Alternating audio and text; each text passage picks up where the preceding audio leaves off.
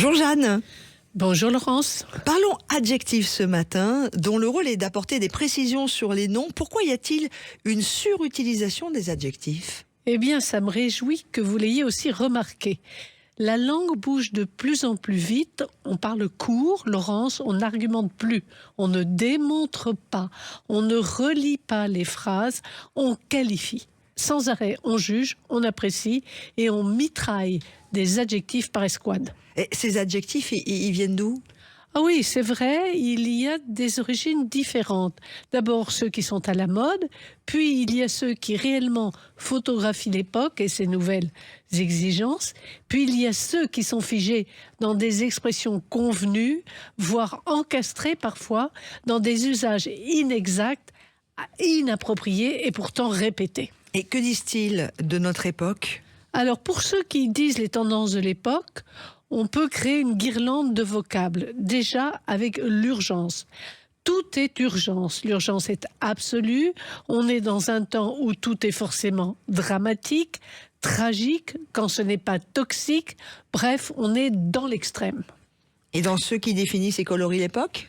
On peut aller puiser leurs origines plutôt dans les nouveaux comportements de deux univers économiques qui s'agitent beaucoup, celui de la RSE et celui de la tech.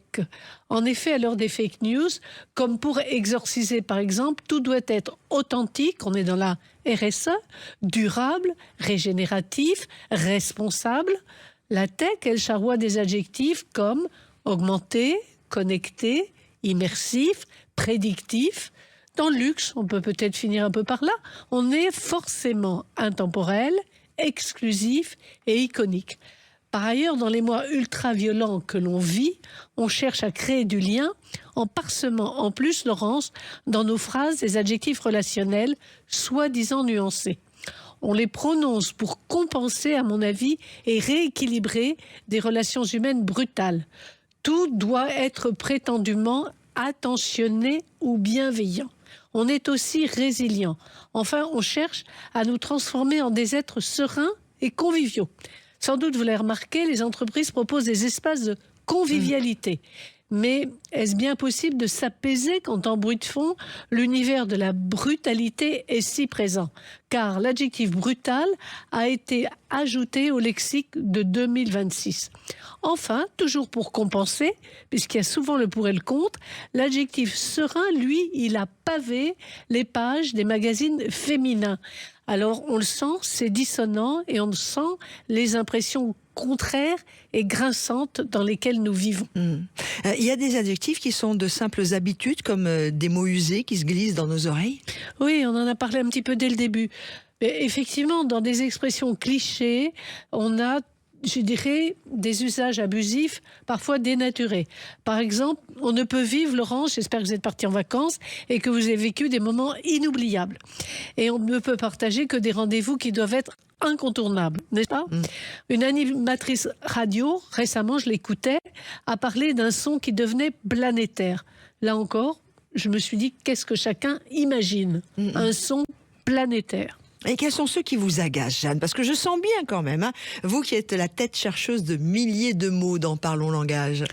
Je dirais que ceux qui m'agacent sont ceux qui sont faciles et à usage inapproprié. Par exemple, sur, hélas, ces violences faites aux enfants, j'ai lu des pages où les adjectifs étaient « les violences sur les enfants sont systémiques ».